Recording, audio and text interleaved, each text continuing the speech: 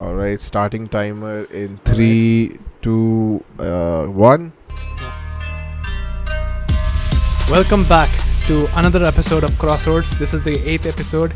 I'm Malik and I'm here with the great data ninja himself, Najib. How are you, Najib? I'm great, Malik. I'm great. How have you been? I'm great too. So, if you're new to this channel, we basically pick up some interesting topics to discuss on with current affairs, with business and technology, and we try to come up with something new to teach you and each other in the process. And we've been doing this almost on a daily basis. So, without further ado, let me just tell what we are going to talk about today. We have 3 topics on the record. We have Antikythera mechanism. I'm not sure what that is. We will get into it. Then we have Rakesh Jhunjhunwala on Bitcoin. Let's talk about that too. And the last topic, we are going to talk about MIT miniature drone research. A lot of So, technology Najib, today. you would like to start with your topic, Antikythera mechanism. What is it and why is it so awesome? Awesome. So the Antikythera mechanism. To start with Antikythera mechanism, I need to give you a little bit of history, right? So in 1901, researchers at the island of Greece, there is an island near Greece, the Antikythera island, okay? And there's a shipwreck over there. In the shipwreck, they found a lot of ancient things dating back to 70 BC, 80 BC, some dating back to a few hundred years. Basically, a multitude of things that were being transported to Greece, okay? And in one of the fragments, amongst the many fragments that they found inside over there, one thing that was very peculiar but not known at that time was the Antikythera mechanism. Okay, now what this mechanism is has been studied in depth right now, but back then nobody knew. In 1950s and 60s, research started again on what this mechanism is, because what happened was this mechanism was very much rusted. Like you can see on my screen over here, it was rusted a lot, so nobody could study what this thing is actually about without breaking it actually. So in 1950s and 60s, X-ray imaging was done of this thing. We got to know few of the parts that are inside there, and we got to know, okay, wow, this thing is more complex than we thought it was. And the interest peaked and people started looking into it more. Is it a device? It's a device. Now we know it's a device. It's definitely a very complex device. It's said to be the world's first computer sometimes.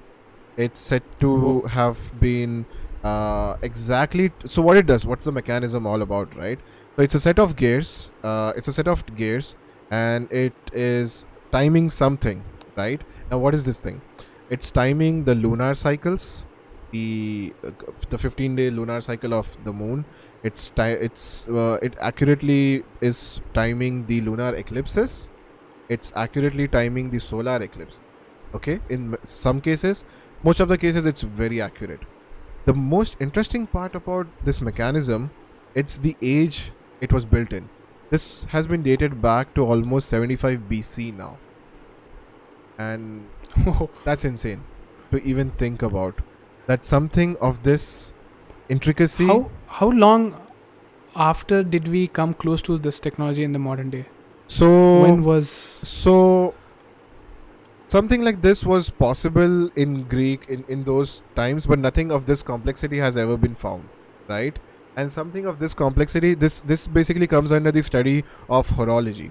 Now what is horology? Horology is the study of measurement of time, and this thing is measuring something in time, like not day, not seconds, but some measurement of time, right? Like lunar cycles, it's a measurement of time.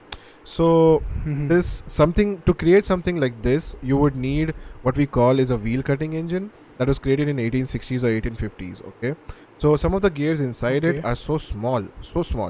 Making big gears is easy, Malik, but making small gears is very tough. And for that, you need something called like a wheel cutting engine, which was created in like 1860s or 1880s, right? And it has like this mechanism of using a dividing plate to create small gears, right? Creating big gears is easy. You take a plate, you divide it into so and so parts, and then you make a gear. But when you go smaller, so they managed to build those small gears back in that time. Exactly. That's what is. And the technology is lost. Absolutely. The technology is lost. There are some YouTube videos trying to explain how it could have been done, but it's still very fascinating to know that a dividing plate sort of a mechanism existed in 75 BC, because a dividing plate is a very recent sort of, you can say, invention, 200-300 years ago, as far as it's dated, and like books have been written about it. But without a dividing plate, this mechanism definitely not possible, because it's all about gears. It's insane. Oh, this is very fascinating. Yes. Very interesting. So there is a recreation picture that I want to show you of this thing. So this is like the recreation of, you can see how complex it is. And at first glance, of course, you don't understand anything, Whoa. but all of it is gears. I just want it as a 3D model so that I can see from the sides also. I know, right? That's very interesting. That's very interesting. Let's see. So this is like the drawing of the mechanism. Oh, from the side view. Okay. Sort of like the side view of the intricacy that you can see. This is like an X-ray image of the thing that they saw when they imaged it. And it's very hard to study this thing because it is covered in rust. And the only thing that we know is through X-rays and stuff. That's very fascinating. very fascinating. Like, how did people have all sorts of technologies and now they're just lost? It is insane. It is absolutely insane. Oh, a 3D. Oh, look at this. We have sort of 3D. Very small. Yeah, people have created miniature replicas of it basically, because now the mechanism is very well studied. It's been replicated very thingly. So one of the gear tooth ratio on this thing has a prime number gear. So even that is like adding more complexity. Creating even number of gears or odd number of gears, or those things are easy. Creating a prime number gear is even more hard. So no idea. That's fascinating. You can teach me why prime number gears are hard later, but this is right now just blowing my mind.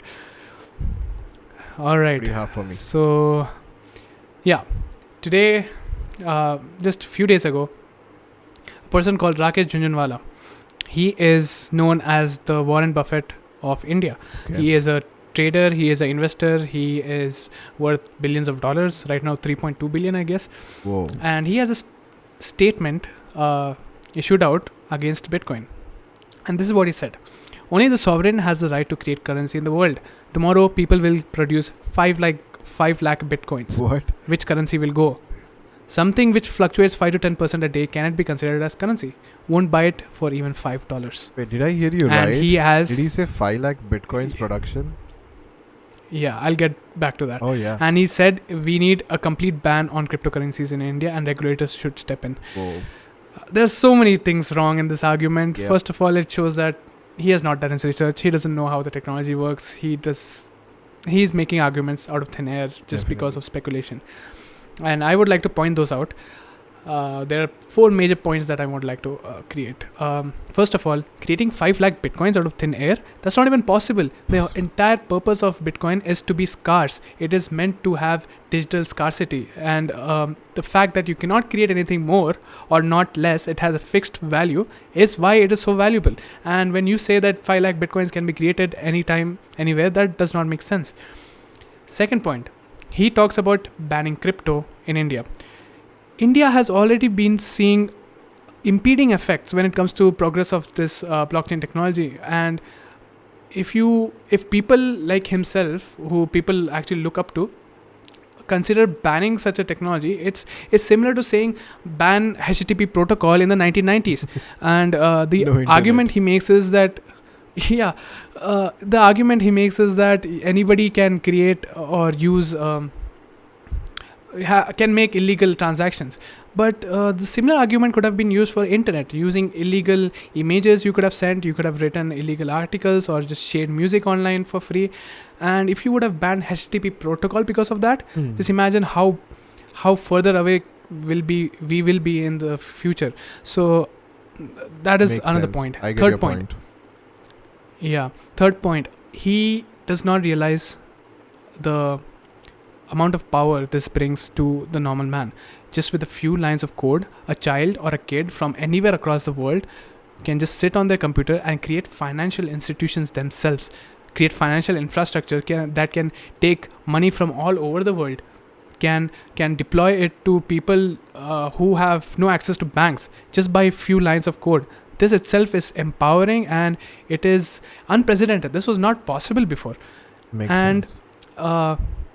Currencies like Bitcoin, Ethereum, they have abstracted themselves out of governments, out of states, out of companies. They are literally global. And if you want to ban Bitcoin, you are banning yourself out of Bitcoin, not the other way around. So we need to understand that. And the last point, he talks about fluctuation in the market, 5 to 10%. Funny thing is, his initial riches came because of high volatility in the share market back in the 1980s. He bought Tata Tea at rupees 43, and within 3 months he sold it at the price of 143, nearly 3x'd his money, and that's how he got started in the share market. And share market before, obviously very less volume. Because of that, there was a lot of fluctuations, and you could actually make good bets if you knew what you were doing. This was like the starting ages of like BSE and those kind of agencies, exactly. right? So yeah, volatility was very high, and he made money out of it. And now he uses that same reason to go against a new asset like Bitcoin that just came in the market. It's a new asset. It has to be volatile. It needs to find its own price. It's called price discovery mode. And this is something really wrong. And looking at people like him of his stature coming up saying something against Bitcoin, he at least has to have some better arguments. Come on. You could have talked about the climate problem the Bitcoin is causing. You could have talked about the centralization of miners. Exactly. But no, he went on something that you could have understood by just doing a YouTube search or a Google search. Exactly. So that's my take on it. Especially when you started speaking on the statement that he's given about the 5 lakh bitcoins, his everything after that, he said, I know this man has done absolutely zero research, like not even like the minimal, right? Like, because that is minimal to even know that there are a limited amount of bitcoins, and that's how the value comes in it, right?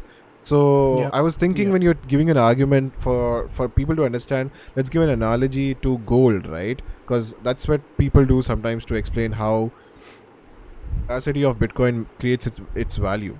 There is a limited amount of gold on the planet, and that is the reason why the price of gold just keeps going up and not actually go down, because the limited amount. Well, the other side of the argument is gold can be used as jewelry. It can be used as store of value. I mean, that's bad. That's a bad argument. You can very well use Bitcoin for your other financial assets. You can use that for staking. You can use that for collateral. You can do so many things. And also, to add to that point, recently we were discussing about how you were teaching me there are excess energy in parts of the world. How energy is literally being converted into value by converting that into mining facilities, and then mining out Bitcoin, and then converting that into literal value, converting that energy into literal value that can be used for much more stuff, not just basically jewelry, right? And we can get into that in like a whole podcast for an hour, but of course, these are like the simple points that show you that these people are not doing the research. That does not mean you have to invest.